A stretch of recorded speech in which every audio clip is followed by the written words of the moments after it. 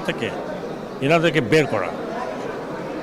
সরকার দায়িত্ব নেওয়ার আগেই রাজনৈতিক দলগুলো আমি জানি। কোনো দল নির্বাচনের দাবি করছে। এখন আপনারা কি নির্বাচনের প্রস্তুতি নেবেন সেটা তারা- নাকি প্রাতিষ্ঠানিক সংস্কারের দিকে যাবেন? না, ওনারা দাবি করতেই পারেন, তারা রাজনীতি করেন, তারা দাবি করবেনই, এতে কোনো সন্দেহ নেই।